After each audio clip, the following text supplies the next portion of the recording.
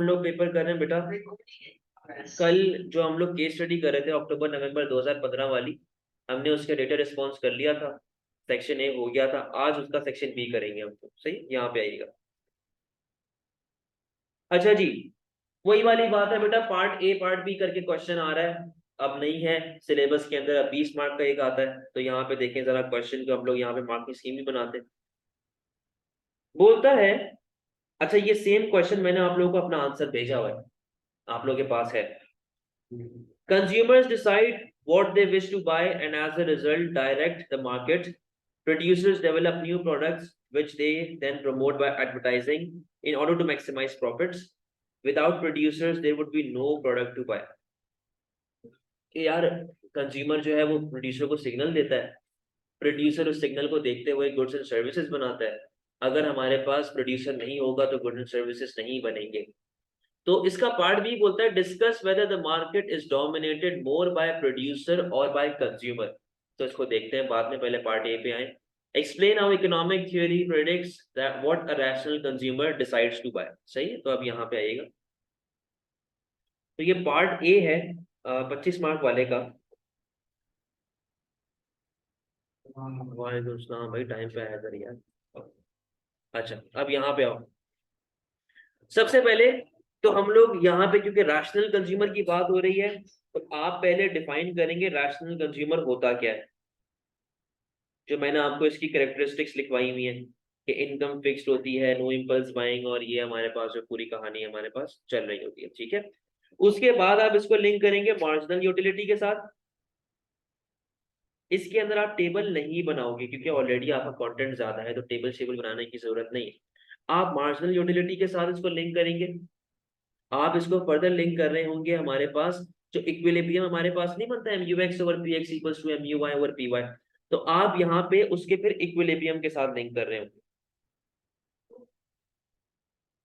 और इक्विलिब्रियम में दो बातें क्या आएंगी, indifference curve and budget line. इसका आपके पास कॉन्सेप्ट आ रहा होगा, ठीक है।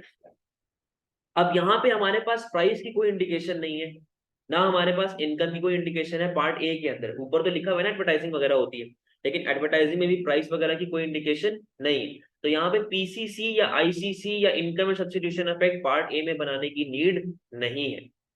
आपने यही से उसको फुल डिटेल में एक्सप्लेन करना है। रैशनल कंज्यूमर क्या होता है, law of diminishing marginal utility क्या होती है, एल्फ्रेड मार्शल के बारे में बता दूं, 2-3 लाइनों का इंट्रोडक्शन दे देना। सही है, इक्विलिब्रियम आप बताएंगे, इंडिफरेंस कर्व क्या होता है, बजट लाइन क्या होता है, आपने इन दोनों को भी एक्सप्लेन करना है। सही है, तब जाके आपका ये वाला आंसर। डायग्राम भी बनाओगे, डायग्राम भी बनाओगे। देखो एक डायग्राम ये आ गई जिसके अंदर MU प्लस TU दोनों की बन रही होती है, और एक डायग्राम आ गई आपके पास ये वाली जो इक्विलिब्रियम की आती है। सही है, तो आपके पास दो डायग्राम्स आ गई। आप लोग अगर वक्त अपना वेस्ट करना चाह रहे हो तो इंडिफरेंस कर्व की अलग बनाओ, बजट लाइन की अलग बनाओ, उसको पूरा पूरा एक्सप्लेन कर दो। बेहतर क्या है कि एक ही इक्विलिब्रियम बनाओ, उसी में पूरी कहानी अपनी खत्म कर दो। चले जी, part B. Discuss whether the market is dominated more by producers और बाय कंज्यूमर्स। तो अब यहाँ पे आए, पार्ट बी बोलता है कि यार एक बात बताओ, क्या मार्केट को कंज्यूमर डोमिनेट करता है या मार्केट को प्रोड्यूसर डोमिनेट करता है। तो पहले तो आपने उसको इंट्रो देना है कि मार्केट स्ट्रक्चर कितनी तरह के होते हैं। हमारे पास दो तरह के मार्केट स्ट्रक्चर होते हैं, एक होता है परफेक्ट कंपटीशन, एक होता है इम्परफेक्ट कंपटीशन। दोनों के डिफरेंसेस मोटे मोटे बताना कि परफेक्ट में हमारे पास परफेक्ट नॉलेज होती है, थाउजेंड ऑफ प्रोड्यूसर्स होते हैं producing same good, homogeneous in nature. Imperfect के बारे में आप बताएंगे कि इम्परफेक्ट कंपटीशन के अंदर हमारे पास प्राइस डिस्क्रिमिनेशन चल रही होती है, MC is not equals to AR, हमारे पास डिफरेंट चीजें हमारे पास जो है वो चल रही होती है, ठीक है। अच्छा अब अपने डिफरेंसेस को और ज्यादा अच्छा करने के लिए, अच्छा आप इम्परफेक्ट में ये भी बताएंगे, there are 3 types of market structures, monopoly, monopolistic, oligopoly. इन तीनों के बारे में इंट्रोडक्शन देना है कि मोनोपोली क्या होता है, उसकी डिमांड क्या होती है, इन इलास्टिक। मोनोपोलिस्टिक क्या होता है, 25-30 स्मॉल फर्म्स, इनकी डिमांड होती है elastic. Oligopoly 5 to 6 large firms having a concentration ratio more than 50 to 60%, ठीक है। तो आप उसको इंट्रोडक्शन में देंगे। फिर आप मार्केट स्ट्रक्चर के अंदर ही दो डायग्राम्स बनाएंगे। एक आएगी परफेक्ट कंपटीशन वाली जिसमें आपके पास नॉर्मल प्रॉफिट आ रहा होता है, सही है। और आप एक इम्परफेक्ट की बनाओगे जिसके अंदर आप MC is equals to MR पे ऑपरेट कर रहे होंगे। इन इलास्टिक वाली बना देना, मोनोपोली वाली बेसिक सी, बस इतना आपने इसको एक्सप्लेन करना है, प्रॉफिट का एरिया आपने बता देना, सही। अच्छा, फिर आगे हमें देखो पावर के ऊपर बात करनी है कि प्रोड्यूसर की पावर क्या होती है, कंज्यूमर की पावर कहाँ होती है। तो आपने इसको कंटिन्यूअसली प्रोड्यूसर की पावर से लिंक करना है कि यार ये देखो इम्परफेक्ट कंपटीशन है, प्रोड्यूसर की पावर ज्यादा है तो देखो प्राइस ज्यादा चार्ज कर सकता है, और ये वो आपने इससे लिंक करना है, ठीक है। अब कंज्यूमर की बात करते हैं। जरूरत नहीं है क्योंकि बहुत बड़ा आंसर हो जाएगा, सही। तो यहाँ पे हमारे पास आ गई प्रोड्यूसर की पावर ऊपर, सही है। और इधर नीचे हमारे पास बात हो रही है कंज्यूमर की पावर के ऊपर। इसको आप कैसे लिंक करेंगे, आप बताएंगे कंज्यूमर के बारे में। पूरा बिजनेस तो था ना वो लेवल्स के अंदर आपके पास। बिजनेस के अंदर एक चैप्टर है, चैप्टर 5, स्टेक होल्डर ऑब्जेक्टिव्स। वहां पे आपको कंज्यूमर के बारे में बहुत डिटेल में बातें बताई गई है। ये कंज्यूमर कौन होता है, जो आपसे सामान परचेज करता है। कंज्यूमर आपके बिजनेस को रन करके देता है। अगर कंज्यूमर नहीं होगा तो आपका बिजनेस नहीं चल पाएगा, बिजनेस रखने का फायदा नहीं है, सेल्स नहीं होगी, आपको रिटर्न नहीं मिलेगा, आप मार्केट में ऑपरेट नहीं करेंगे, बाहर हो जाएंगे। मोनोपोली का है कि मोनोपोली जब तक कंज्यूमर ने बनाया ना मोनोपोली को, मोनोपोली अपने आप तो नहीं बन सकती, समझे बात को। तो आपने ये चीजें यहाँ पे लिंक करनी है कंज्यूमर के साथ और पूरा उसको एक्सप्लेन करना है। पावर पे बात हो रही है, सॉवरेनिटी के ऊपर बात हो रही है। कंक्लूजन, कंक्लूजन में आप लिखेंगे कि कंक्लूजन के अंदर दोनों पे डिपेंड करता है, बोथ आर पावरफुल। क्योंकि बोथ क्यों पावरफुल है, क्योंकि यहाँ पे हम लोग क्या कॉन्सेप्ट पढ़ते हुए आते हैं, हम लोग पढ़ते हुए आते हैं मैकेनिज्म। और बेटा मैकेनिज्म का मतलब ही क्या है, equilibrium, demand is equal to supply. जहां पे आपके पास इक्विलिब्रियम नहीं होगा तो वहां पे या तो शॉर्टेज होगा या तो वहां पे सरप्लस होगा, और वहां पे मार्केट फिर प्रॉपर तरीके से ऑपरेट नहीं कर पाए, ठीक है। तो हमारे पास इक्विलिब्रियम का मतलब ही क्या है, प्राइस मैकेनिज्म, दोनों को साथ लेके चलना है। लेकिन आप ये बोलेंगे कि यार it also depends upon situation.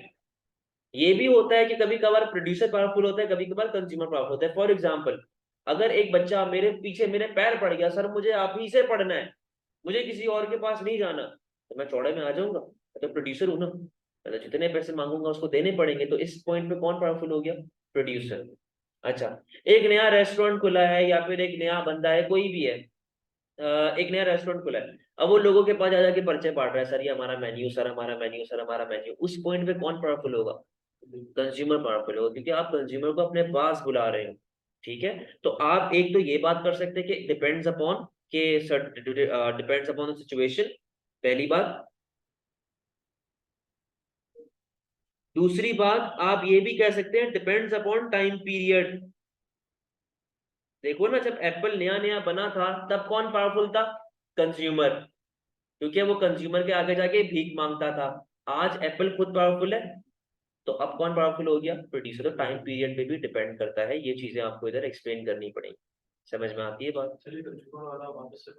कौन सा, ये वही ना, कंज्यूमर आपके बिजनेस को बनाता है। मोनोपोली अपने आप तो मोनोपोली नहीं बनती ना, उसको तो कंज्यूमर बनाता है। सेल्स खरीद, उसकी खरीद खरीद के और उसके सामान परचेज कर करके और उसके साथ ब्रांड लॉयल होके। अब देखो ना, आईफोन ने तो कभी नहीं बोला ना कि आप हमारा ही फोन लो, वो तो एडवर्टाइजिंग करता है जिस तरह नॉर्मल हर फोन करता है। लेकिन जो हम लोग शपथ लेते हैं मोमबत्ती पे हाथ रख के कि हमें तो सिर्फ आईफोन लेना है, ये तो हम करते हैं ना भाई। आईफोन वाला तो नहीं बोलता ना कि आप कसम खाओ। तो ये तो कंज्यूमर ही बना रहा है ना आपको मोनोपोली। तो ये इस तरह पावर के ऊपर चीजें आ जाती, कोई मसले वाली बात है। देखो डिपेंड करता है। अब जैसे ये वाला क्वेश्चन है ना, इसमें दोनों की पावर ज्यादा है, तो आप यहाँ पे बोल, इसी तरह लेबर मार्केट का भी होता है कि यार डिपेंड करता है ना। तो हर बार में डिपेंड करना आप नहीं लिखते, वो डिपेंड करता है क्वेश्चन के ऊपर, ये क्वेश्चन आपसे क्या पूछ रहे हैं, सही है। अगर मैं ये इस तरह का क्वेश्चन पूछा ना कि यार producer is always more powerful than consumer, इसने एक स्टेटमेंट दे दी, तब आप बोलेंगे नो, तब वन साइडेड हो गया कि नहीं भाई ऐसा नहीं होता, कंज्यूमर और प्रोड्यूसर दोनों की अपनी इक्वल पावर होती है। लेकिन अब इसने यहाँ पे क्या पूछा हुआ है, इसने पूछा हुआ है कि यार which economic agent is more dominant, यही चीज पूछी हुई है ना आपसे। तो अब इसमें आप बोलेंगे कि यार देखो ये जो है ना, यहाँ पे इक्विलिब्रियम पे बात चलती है। समझ में आई ये बात। Question number 3, explain the meaning of, अच्छा चलो इसको पार्ट बी देखते हैं पहले। Firms undertake vertical and horizontal integration to grow in size, ये चीज आपके नोट्स के अंदर है। They achieve beneficial economies of scale through growth. Consider whether economies of scale are always caused by integration and whether therefore there is no place for small firms in a modern economy. पहला सवाल part B, part A पे है। Explain the meaning of the relationship. It explain the meaning of and the relationship between diminishing returns, total product and marginal cost. Use diagram to illustrate your answer. ये same question मैंने आप लोगों को homework में करवाया हुआ है, सही है। यहाँ पे आओ, क्वेश्चन नंबर 3 पे है हम लोग। क्वेश्चन नंबर 3 का ए। उसने आपको यहाँ पे 4 बातें बोली, सॉरी 3 बातें बोली है, और 3 बातें क्या क्या है। पहले यहाँ पे लिखी हुई है डिमिनिशिंग रिटर्न्स, यानी कि marginal product, average product, law of diminishing returns वाला। दूसरा total product, average marginal total दोनों आ गए, एंड मार्जिनल कॉस्ट। और मैंने आपको ये बात बताई हुई है, जब भी मार्जिनल कॉस्ट और प्रोडक्ट की बात हो रही हो तो आप यहाँ पे क्या बनाएंगे, मिरर पिक्चर। मिरर पिक्चर आप बनाएंगे, ठीक है। तो सबसे पहले तो आपने लॉ ऑफ डिमिनिशिंग रिटर्न, बल्कि लॉ ऑफ डिमिनिशिंग को भी छोड़ो, सबसे पहले आप स्टार्ट करेंगे थ्योरी ऑफ सप्लाई से। थ्योरी ऑफ सप्लाई, जिसमें आप किसको डिफाइन कर रहे होंगे, आप एक्सप्लेन कर रहे होंगे शॉर्ट रन को। कि हमारे पास लेबर के अलावा सारे एफओपीज फिक्स होते हैं एक्सेप्ट फॉर लेबर, बस एक लेबर ही हमारे पास वेरिएबल एफओपी है। फिर आप यहाँ पे बताएंगे लॉ ऑफ डिमिनिशिंग रिटर्न्स, ठीक है, आपने इसको एक्सप्लेन किया। अच्छा, फिर आप जाएंगे कॉस्ट के ऊपर, कॉस्ट पे एंट्री मारेंगे। आप यहाँ पे मार्जिनल कॉस्ट एक्सप्लेन करेंगे, आप यहाँ पे एवरेज कॉस्ट को एक्सप्लेन करेंगे, सही है। अच्छा, अब यहाँ पे देखो 2 डायग्राम बनेगी। 2 डायग्राम कैसे, एक तो प्रॉपर लॉ ऑफ डिमिनिशिंग वाली, जिसके अंदर एवरेज प्रोडक्ट आता है, मार्जिनल प्रोडक्ट आता है और टोटल प्रोडक्ट आता है, क्योंकि टोटल प्रोडक्ट उसने पूछा हुआ है आपसे, सही। ये आपने डायग्राम बनाई, आपने इन सबको एक्सप्लेन भी कर दिया। जब आप कॉस्ट से लिंक करने जाएंगे, आप यहाँ पे बनाएंगे मिरर पिक्चर, जहां पे मार्जिनल कॉस्ट और मार्जिनल प्रोडक्ट और एवरेज कॉस्ट और एवरेज प्रोडक्ट दोनों एक साथ ऊपर नीचे शो हो रहे होते हैं, क्योंकि उसने पूछा हुआ है ना कि भाई किस तरह आपका रिलेशनशिप आ रहा है। तो वो रिलेशनशिप आपने यहाँ पे एक्सप्लेन करना होगा और पूरा उसको समझाना होगा, ठीक है। तो यहाँ पे आपका आंसर एंड हो जाएगा पार्ट ए वाला। पार्ट बी पे है, 3 का बी बोल रहा था। 3B के अंदर firms undertake vertical and horizontal integration, और इसकी वजह से उनको इकोनॉमीज ऑफ स्केल होता है। तो भाई एक बात बताओ, क्या हमेशा ऐसा चलेगा, क्या स्मॉल फर्म को कभी भी इकोनॉमीज ऑफ स्केल नहीं हो सकता, ये चीज उसने पूछी थी, सही। तो अब यहाँ पे आए, आपने पहले एक्सप्लेन किया इंटीग्रेशन क्या होता है। एक्सप्लेन इंटीग्रेशन यानी कि मर्ज करना या टेक कर देना, टेक ओवर करना विद अदर फर्म्स। आप वर्टिकल एंड हॉरिजॉन्टल बताएंगे। वर्टिकल का मतलब होता है कि आगे या पीछे, बैकवर्ड या फॉरवर्ड करना। हॉरिजॉन्टल का मतलब होता है सेम लाइन पे मर्ज या टेक ओवर करना। तो आपने पूरा इसको एक्सप्लेन किया। उसके बाद आप इस पे लिंक करेंगे economies of scale. Economies of scale के अंदर कोई सी भी 3 या 4 बता देना डिटेल में। आप बल्क बाइंग बता सकते हो, टेक्निकल इकोनॉमीज बता सकते हो, risk bearing economies, financial economies, purchasing economies, बहुत चीजें हैं। आप कोई सी भी 3 या 4, मेरी रिकमेंडेशन है 4 बता दें, सही, क्योंकि 12 मार्क का है।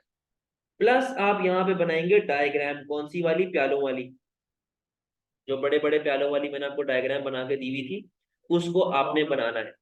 लॉन्ग रन में जो आपके पास हुई थी, लॉन्ग रन एवरेज कॉस्ट वाली, सही है। अच्छा, अब उसने क्या पूछा हुआ है आगे, उसने आपसे ये पूछा हुआ है कि यार क्या ये इंटीग्रेशन से होती है, and whether therefore there is no place for small firms in a modern economy, के यार छोटी दुकानें जो हमारे पास हैं उसके अंदर हमारे पास कोई एज सच वो नहीं है, जगह नहीं है। एक्सटर्नल एंड इंटरनल बोथ, देखे तैमूर, आपको इंटरनल तो लाजमी बताना है, एक्सटर्नल की सिर्फ थ्योरी लिख देना, डायग्राम भले ना बनाओ, मसला नहीं है। अगर बनाने चाह भी रहे हो तो कुछ भी नहीं है, छोटी सी डायग्राम है, ये लोग ये बन गए एक्सटर्नल की डायग्राम, सही। अच्छा, बोलता है there is no place for small firms in a modern economy. आप स्मॉल फर्म्स के कुछ एडवांटेजेस बताएंगे, फिर आप इसको कंपेयर करेंगे स्मॉल फर्म्स के साथ। जी, नहीं नहीं, नीश मार्केट नहीं, स्मॉल बिजनेसेस, जैसे कि हमारे पास छोटी छोटी दुकानें हो गई, या फिर नीश मार्केट भी आप कह सकते हो, कुछ बिजनेसेस जो होते हैं वो नीश मार्केट के अंदर ऑपरेट करे होते हैं। स्मॉल फर्म्स के भी एडवांटेजेस आपके पास लिखे हैं, सही है, उसको थोड़ा सा यहाँ पे लिंक करेंगे। कंक्लूजन, कंक्लूजन में आप बताएंगे कि इकोनॉमीज ऑफ स्केल आपको कब मिलता है, लॉन्ग रन के अंदर। और स्मॉल फर्म जितनी होती है उनके लिए डिफिकल्ट होता है इकोनॉमीज ऑफ स्केल को अचीव करना। ये लोग बल्क बाइंग कर सकते हैं लेकिन इतनी ज्यादा डिस्काउंट उनको नहीं मिलता जितना एक लार्ज फर्म को मिलता है। दूसरी बात, ये लोग टेक्निकल इकोनॉमीज और परचेजिंग इकोनॉमीज नहीं कर सकते, फाइनेंशियल इकोनॉमीज नहीं कर सकते, इनको बैंक लोन नहीं देगा आसानी से। ये बात आपने यहाँ पे एक्सप्लेन की। अच्छा, फिर आप बताएंगे कि यार लेकिन इसका मतलब ये भी नहीं है कि स्मॉल फर्म सर्वाइव ही नहीं करता, क्योंकि उसका मेन फोकस किस पता है कि यार स्मॉल फर्म की कोई काम ही नहीं है, वो सर्वाइव ही नहीं कर सकता। आप बोलेंगे ऐसा नहीं है कि स्मॉल फर्म सर्वाइव नहीं कर सकता, कर सकता है, उसके बिजनेस के नेचर पर डिपेंड करता है। लेकिन ये कहना कि उनको इकोनॉमीज ऑफ स्केल आसानी से मिल जाएगा, ये थोड़ी सी मुश्किल बात है, ये इनको बहुत मुश्किल से मिलता है। समझ में आ गई है बात? Next question. देखो जरूरत नहीं है, क्योंकि क्वेश्चन में नहीं पूछा हुआ ना, लेकिन बना लो तो अच्छा है। जरूरत नहीं है, आप जैसे मैंने आपको ये प्याले व्याले बनवाए ना, एक ये बनाए, ये बनाए, ये बनाए, ये बनाए, चार बनवाए ना, ये वाला मत बनाना। तो ये यहाँ तक प्याले बनाना और डिस इकोनॉमी की एक लाइन ऊपर की तरफ दिखा देना, ठीक है। आगे, explain the motives for demand for money according to Keynesian liquidity preference theory. मैंने आपसे कहा था कि जब लिक्विडिटी प्रेफरेंस बता रहा था, मैंने कहा था कि पुराने पेपर में इसका 12-12 मार्क के सवाल आते थे, ठीक है। चलो इसको देख लेते हैं पहले, क्वेश्चन नंबर 4। कुछ भी नहीं है, लिक्विडिटी प्रेफरेंस थ्योरी आपने बतानी है। क्वेश्चन नंबर 4 का ए, पहले केन्जियन का थोड़ा सा इंट्रोडक्शन दे देना कि केन्जियन कौन है और केन्जियन का क्या लिंक था मनी डिमांड वगैरह के साथ। इसका मेन फोकस फिस्कल पॉलिसी के ऊपर होता था, ठीक है। अच्छा, फिर यहाँ पे आप स्टार्ट करेंगे लिक्विडिटी प्रेफरेंस थ्योरी को मनी डिमांड के साथ, कि money demand is also known as liquidity preference theory, it is made up of 3 components according to Keynesian theory of money demand. और वो 3 चीजें क्या थी? Transaction plus precaution plus speculation. इसकी आप डायग्राम बनाएंगे, आप इसको पूरा डिटेल में एक्सप्लेन करेंगे और आपका यहाँ पे आंसर खत्म हो जाएगा, ठीक है। पार्ट बी, 4 का बी क्या कहता है भाई? A worker is a weekly paid shop assistant, she is then promoted to a manager in a large store on a higher monthly salary, at the same time interest rate falls, ठीक है। Discuss how these changes would affect the workers demand for money। बोलता है कि यार एक worker है, उसको weekly पैसे मिलते हैं, शॉप असिस्टेंट है, उसको मैनेजर बना दिया गया इन अ लार्जर स्टोर और उसको मंथली सैलरी बढ़ा दी गई। लेकिन एक साथ में प्रॉब्लम हुई है, वो क्या हुआ है? इंटरेस्ट रेट हमारे पास गिर गया। तो हमारे पास जब इंटरेस्ट रेट हमारे पास गिर जाएगा तो उससे क्या इफेक्ट आएगा? एक्सपेंडिचर बढ़ेगा। बोलता है कि ये बताओ कि इससे मनी डिमांड में क्या इफेक्ट आएगा, ठीक है। अब यहाँ पे देखो, तो यहाँ पे आए भाई। पहली बात तो आप ये देखो, अपने क्वेश्चन को ना ब्रेक करो, समझो इन बातों को। पहली बात आपने क्या वहां से कैच की कि आपकी सैलरी बढ़ गई, सही है ना। जब आपकी सैलरी बढ़ती है, आपका स्टैंडर्ड ऑफ लिविंग बढ़ता है। जब आपका स्टैंडर्ड ऑफ लिविंग बढ़ेगा तो आप लग्जरी पे खर्चा करना स्टार्ट करेंगे। जब आप लग्जरी पे करना स्टार्ट करेंगे तो आपका ट्रांजैक्शन वाले पैसे पे क्या इफेक्ट आएगा? ट्रांजैक्शन बढ़ेगी ना, क्योंकि आप स्पेंडिंग कर रहे हैं, ठीक है। तो आप जब ट्रांजैक्शन कर रहे होंगे, आप परचेजेस करेंगे, आप वेकेशन पे जाएंगे, इसको एक्सप्लेन करो, समझाओ अपने एग्जामिनर को, ठीक है।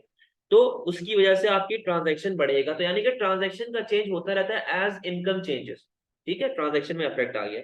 दूसरा, जब आपके पास इंटरेस्ट रेट कम हो रहा है तो आप सेविंग क्या करेंगे? सेविंग कम करेंगे। आपकी स्पेंडिंग पे क्या इफेक्ट आएगा?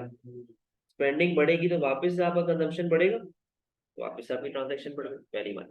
अच्छा, स्पेक्यूलेशन, एक अकाउंट था हमारे पास ट्रांजैक्शन प्रिकॉशन स्पेक्यूलेशन के अंदर। तो उसके अंदर हमारे पास क्या था कि हम लोग पैसा सेव करते थे। जब हमारे पास इंटरेस्ट रेट कम होगा तो उससे हमारा स्पेक्यूलेशन वाला पैसा भी क्या होगा? हम लोग स्पेक्यूलेटिव मेजर्स के लिए दूसरे ऑप्शंस देख रहे होंगे, अदर ऑप्शंस।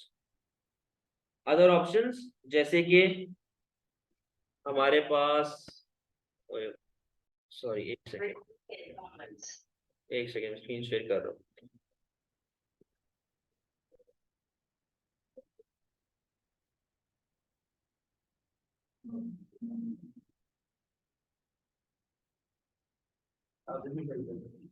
क्या? हाँ, उसके घर पे लाइट नहीं है और उसके पास डेटा नहीं है।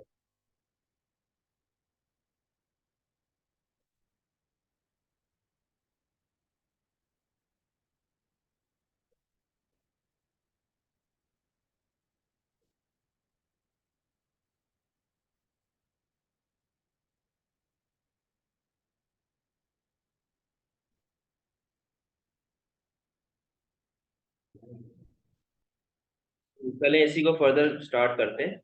तो स्पेकुलेशन, आप अदर ऑप्शंस की तरफ जा रहे होंगे, आप जा रहे होंगे सिक्योरिटीज के ऊपर, या फिर आप जा रहे होंगे गोल्ड के ऊपर, या फिर और जो जो आपको ऑप्शंस अवेलेबल हैं आप उनकी तरफ जा रहे होंगे, ठीक है। तो ये आपके पास स्पेकुलेटिव मेजर्स आ जाते हैं। अच्छा, प्रिकॉशन तो वैसे ही इंटरेस्ट इन इलास्टिक होता है, तो प्रिकॉशन में भी ऐसा इतना ज्यादा इफेक्ट नहीं आ रहा होगा, ठीक है।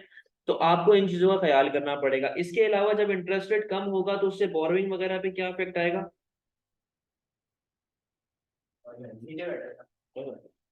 बोरोइंग वगैरह पे क्या इफेक्ट आएगा? बोरोइंग आपकी बढ़ेगी। तो बेटा जब आपकी बोरोइंग बढ़ेगी तो उससे मनी डिमांड पे क्या इफेक्ट आ रहा है? बढ़ेगी। तो आप वो देखो, मनी डिमांड का जो मकसद होता है ना, अगर मैं उसके अंदर शिफ्ट की बात करूं, तो मनी डिमांड में जैसे याद है एक मरतबा मैंने आपको वो बताया था, लिक्विडिटी ट्रैप।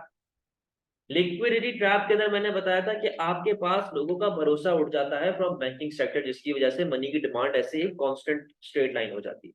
तो अब जब आप स्पेंडिंग की तरफ जा रहे हैं, आप प्रिकॉशनरी मेजर्स की तरफ जा रहे हैं, तो उसके अंदर तो आपकी मनी डिमांड पे ऐसा कोई इफेक्ट नहीं आएगा, प्रॉपर चलती रहेगी जिस तरह वो चलती हुई आ रही है, ठीक है। तो आपकी मनी डिमांड चेंज हो सकती है। तो कंक्लूजन में आप बताएंगे कि यार आपकी मनी डिमांड बढ़ भी सकती है और आपकी मनी डिमांड कम भी हो सकती है। डिपेंड करता है ना कि आप क्या करना चाह रहे हो। अगर आप ट्रांजेक्शन की तरफ जा रहे हो तो मनी डिमांड बढ़ेगी।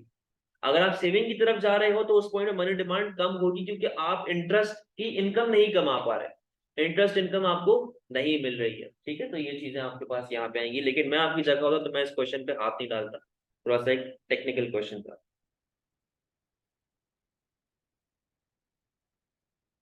अच्छा,